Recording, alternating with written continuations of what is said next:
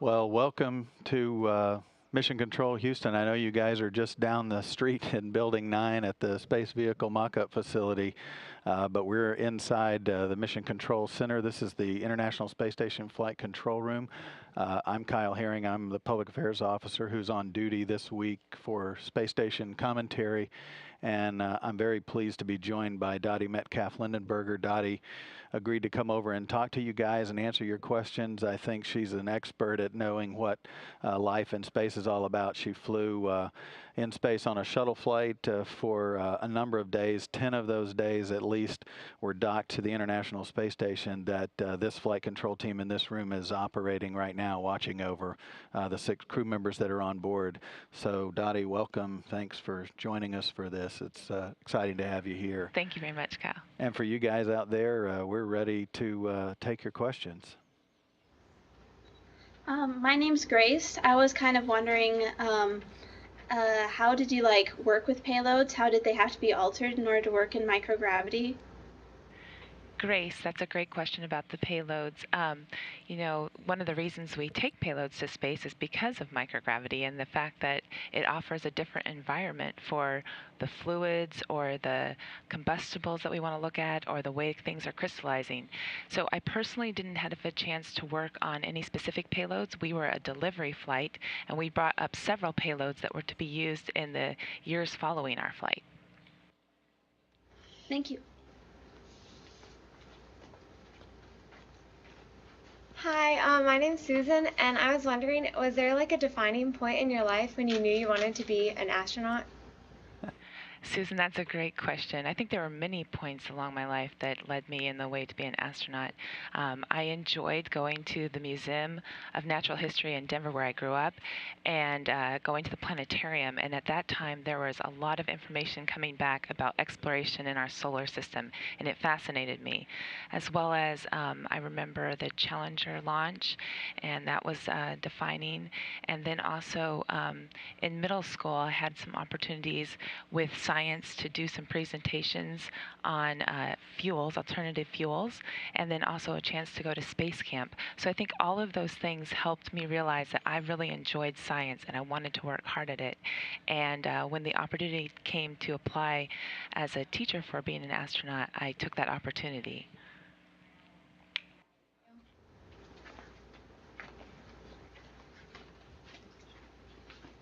Hello, ma'am. What was the most adrenaline-inducing event that you've experienced in space? I think the most adrenaline-inducing experience was the actual launch.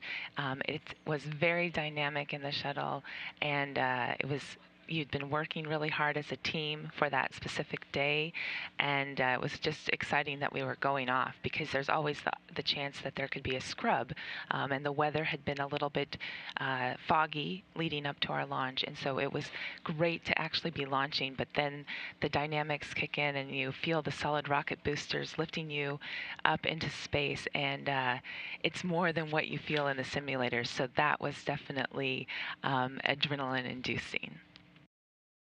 Thank you.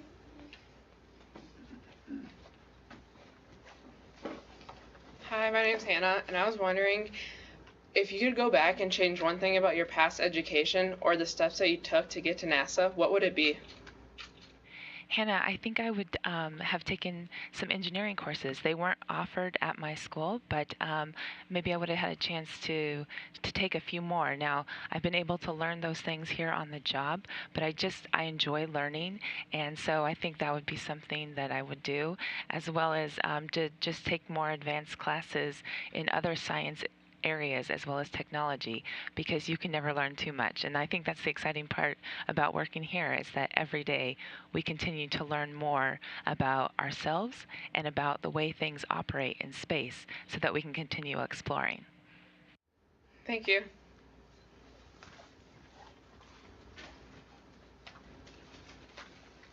Hi, I'm Cassidy, and I was wondering that going into space requires a lot of training, and what was the hardest part and what was your favorite part?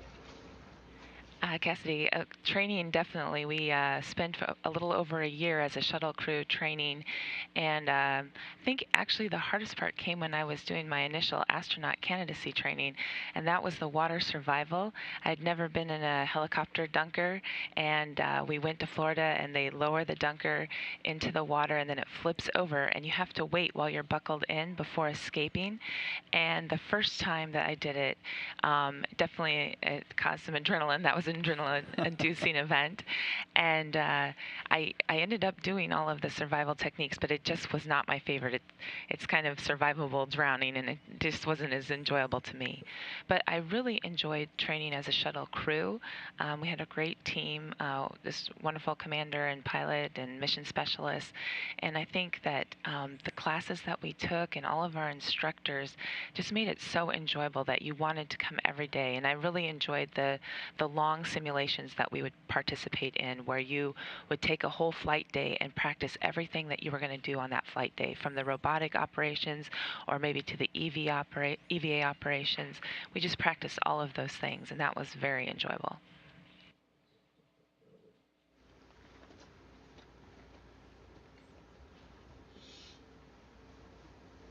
Hi, I'm Betsy, and I was wondering what advice you'd give to an aspiring young scholar in the math or aerospace field. And Betsy, I would give the advice that you should always work hard and ask questions.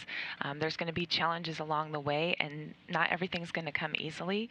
But if you pursue your interests and you follow up with your teachers or professors and you ask questions, then you will have a rewarding path along that journey.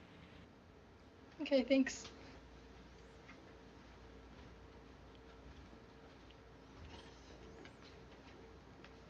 Hi, I'm Heather.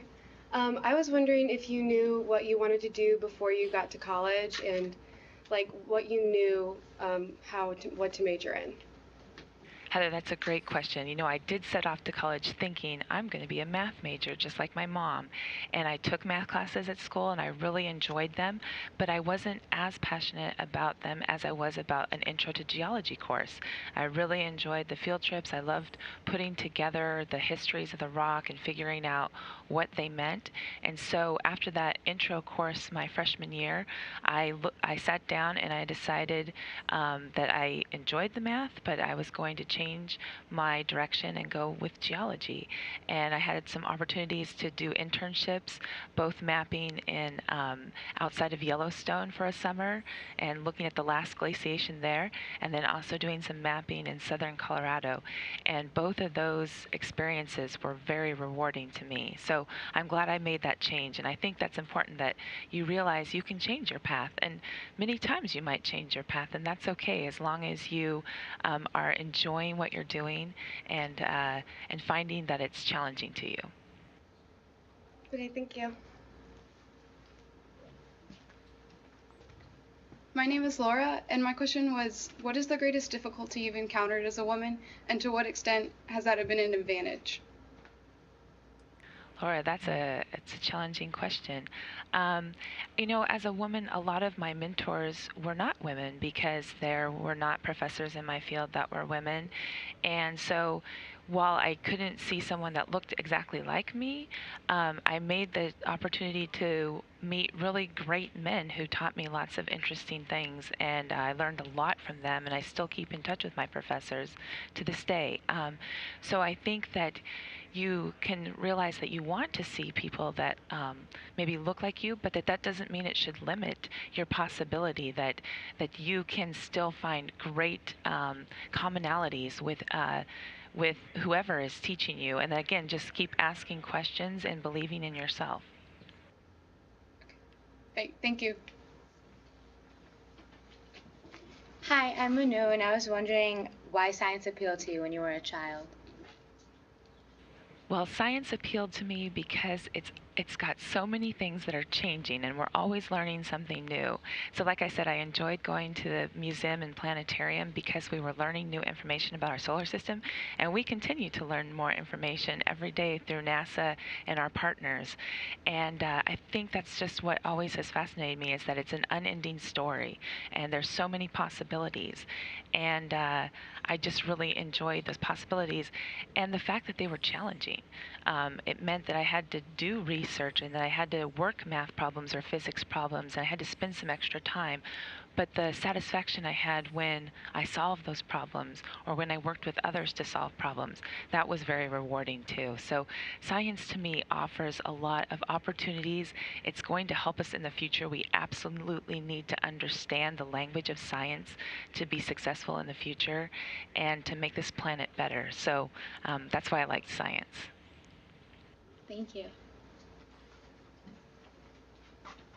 Hi, my name is Claire. I was wondering how being an educator positively influenced you and led you to a career working at NASA. Claire, that's a great question. Actually, the questions of my students are what led me to find out that I could apply as a teacher to be an astronaut.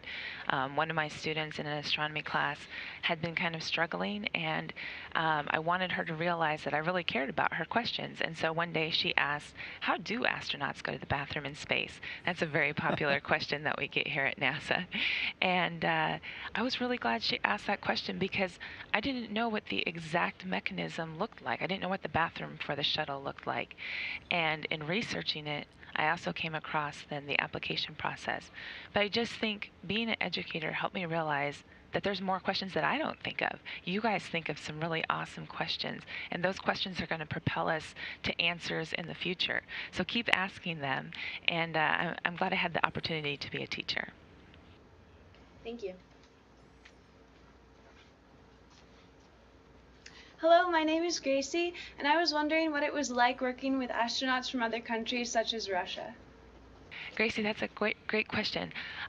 We joined Russian cosmonauts on orbit, and they were fantastic to work with. They had, in fact, just gotten to the space station a few days earlier than us, and so there ended up being 13 of us on orbit at one time, which is right at the record. There had been other missions that had 13 as well, and that's a lot of people in space, but it's never too crowded in the International Space Station. And I think the neat thing was that they took us on tours of their modules. They were really proud of their systems and showing that to us, and it gave us a framework to appreciate our systems and then to compare them and understand more about their systems and how they all work together. Also, while I was on the International Space Station, I had the opportunity to work with two Japanese astronauts, Suichi and Naoko Yamazaki. And that was really rewarding too. It was the first time that there were two Japanese astronauts in space. And Naoko was on our crew, and she just worked so hard and diligently, and she was just a great crewmate to have. So I love the aspect of the International Space Station and getting to work with people from all around the world. Thank you. Hi, my name is Stephanie. I was wondering if anyone ever tried to talk you out of pursuing a career at NASA and ultimately becoming an astronaut, and if so, how did you handle that? Well, Stephanie, I feel pretty lucky that the people around me supported me in my pursuit. They were realistic, and they said that, it's a difficult challenge. My husband pointed out that there were many talented people that could do the same job, and that's absolutely true. And yet they all supported my applying, and they were excited when I received notice that I was going to become an astronaut, and they've continued to be supportive. So my parents supported my dream, my husband, and then I even had a chance to bring my daughter along in the journey. Thank you. Hi, my name is Laura. You have so many interests regarding the study of space, from robotics to materials, and their many applications. How do you balance family and hobbies with the many interesting parts of your career? Well, like all things, balancing is a challenge, but you just, you try to work things as you can, and like I said, there's time to be passionate about the science that you're doing and be excited about the training and learning more. And then it's also just as fun to be out on the soccer field with my daughter. And then I have a personal hobby of running that helps me stay grounded too. So I like to try to keep all those things going when possible. Okay, thank you. Hi, my name is Ariane. I was wondering if you had known when you were our age that you would accomplish so much, what advice would you have given yourself? Wow. Well, Ari, that's a really good question. I didn't have any idea that I would be doing all of this at your age.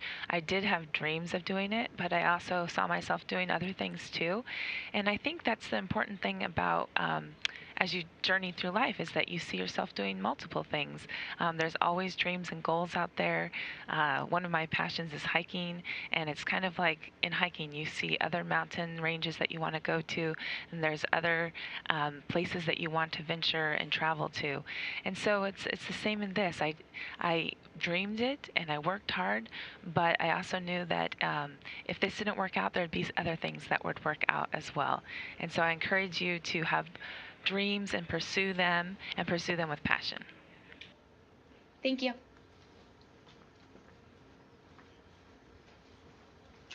Hi, my name is Smriti. I was wondering who or what inspired you to pursue science and to become an astronaut? Well, many people inspired me along the way. I grew up with parents that were teachers in math and science, and so from a young age, they were already setting the seeds of growth there. And then I had really great teachers in middle school. I had a teacher that took me to California for the alternative fuels, where I had a chance to present to other adults, and that was challenging to me and helped me learn more. Then I had some really great high school teachers, both math and science, that my math coach was my coach as well for cross country. And I continue to keep in touch with them today because they were so inspiring to me, and they really helped me work hard and to realize that I had the possibilities within me to be good at math and science. Okay, thank you.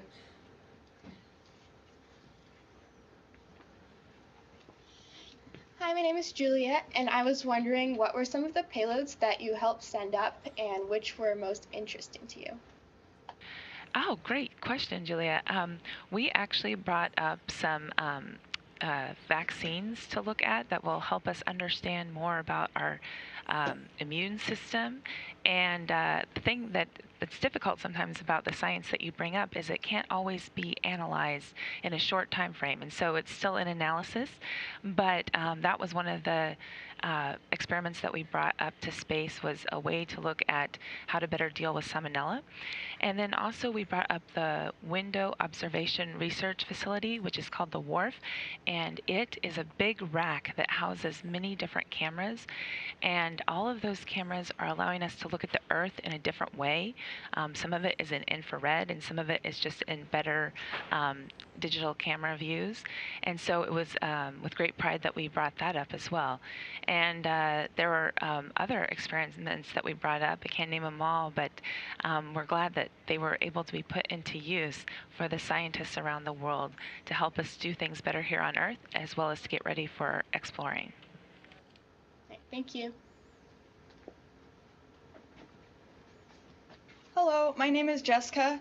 I was wondering, why do you think it is so important for women to pursue STEM careers despite all the difficulties we face being a minority in the field?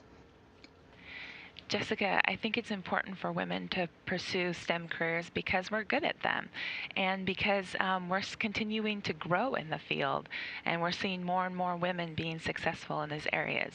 So as we have more mentors that are women, as we see people like Karen Nyberg on the International Space Station and the women that have gone before her, I think it's really important that we realize that this is a place for us, and that we can do great things here, and that we have great colleagues to share that with.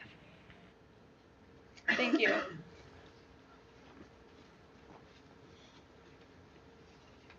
Hello, I'm Michelle, and I was wondering what were your responsibilities when you flew on the STS-131? Michelle, that's a great question. I was the flight engineer on the flight deck, which means that I backed up the commander and pilot as we launched into space. And then once we were on orbit, I was a robotic arm operator for the space shuttle's robotic arm, as well as the intravehicular crew member who helped with the 3 spacewalks that we conducted, and I was a mover. We had over 6 tons of equipment to deliver to the space station, everything from clothing and food to the experiments I've been talking about and logistics racks. And so we were movers, robotic arm operators, spacewalkers, and flight engineer. Okay, thank you. Hi, my name is Diane, and I was wondering how microgravity affected how you ate a meal. That's a great question. Microgravity does affect your stomach. It kind of floats up into your upper chest, and so when at first you don't feel real hungry when you get to space, but you know you need to eat. One of the things we had continuously heard from those who flew before us is to make sure that you do the normal eating habits and drinking habits that you have on Earth, because they'll keep your body healthy. And so some challenges that you have, of course, are keeping liquids in containers. We have special pinches on straws that keep the liquids contained in the containers, but sometimes you bump them and they float out and they make big bubbles, so you have to be careful with that. And then your food, you definitely want to keep it in the containers that you have. So you cut them open carefully and you scoop very gently. You don't want to fling food at your neighbors. There has been some loose food. And then sometimes the spices that we take up, you have to be careful with too. I had a little bit of hot sauce that I would put on some eggs one morning, and the tortilla that I had the egg on kind of got bumped, and the eggs got loose, and I went to grab them, but I also swiped my eye, and I got a little bit of hot sauce in my eye, and it burned a little bit. So you just have to be a little more careful, because your food takes on that third dimension. But I think that caused us to play with food a little bit more. So, we'd float chocolates and flip around them and then grab them in our mouth, or float different M&Ms to each other. That makes it fun. Okay, thank you. Hi, I'm Mira. I was just wondering how your body felt after you came down from the microgravity levels up in space. Like, were you sore or tired? That's a great question. Our bodies do change while we're in space, and one of the biggest things that we notice are fluid shift and the reduction of blood volume. I felt when I first got back a little bit dizzy. It was hard to walk just straight, and our neurovestibular system, the stuff that keeps us balanced, wasn't adapted to Earth's gravity quite yet. It takes a little over 3 days for that to really happen. So I'd find myself walking what I thought was straight, but I might be leaning a little bit. So it didn't feel 100% the first day, but I did find some time to go out on the beach and dance with my daughter, so I was just extra careful when I was dancing. I didn't do any exotic moves. But you just have to be a little bit extra careful those first few days. And as we see folks return from longer space missions, they have a very intensive rehab regimen that they follow, and that's very important. And it starts from that very first day that they return back to Earth and continues for several weeks to get them all back into shape. So space flight is wonderful, but it does take a little bit of a toll on your body, and we've worked out ways to mitigate that.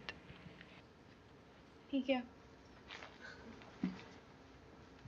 Hi, my name is Kelly, and I was wondering, what is your current typical work day? Kelly, that's a great question. I'm supporting the International Space Station Operations Branch in our office, and my day job is going to different meetings that support future flights and the manifesting of equipment to our crew members, making sure they're going to get the right food and supplies that they're expecting at the times that they're expecting, and then getting chances to talk to students like you or to other outreach groups, as well as to share my experiences with space. But every day is a little bit different. Thank you. Okay, hi, my name's Anna, and I was wondering where you hope to see NASA's future after the days of the ISS. And I hope we take what we're learning on the ISS and we go out into our solar system for exploration. And I know that one day Mars is going to be our destination. And I look forward to that day because I think as a geologist personally, there's some exciting stuff that we can do on Mars. There's the possibility, of course, of finding more evidence of life, and then I think climbing those mountains and looking at those canyons would be amazing. So I would really like to see us on the surface of Mars one day. Okay, thank you.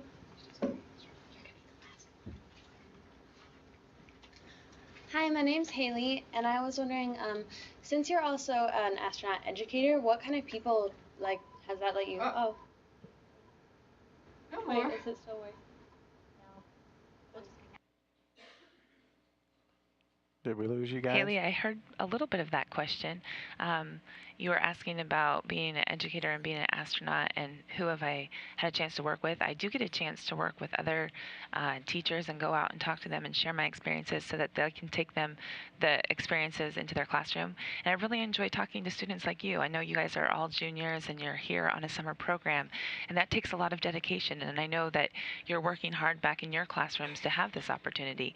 So I really enjoy that aspect of getting to share with people that I once taught in a classroom with or that I was colleagues with back about almost 9 years ago. Well, thanks. We really enjoyed you guys joining us here and hope that you guys enjoy your stay there as well. There's a lot of exploration tools in that same building where you guys are located. So enjoy your stay, and we really enjoyed those questions. Thanks a lot. Thank you guys very much.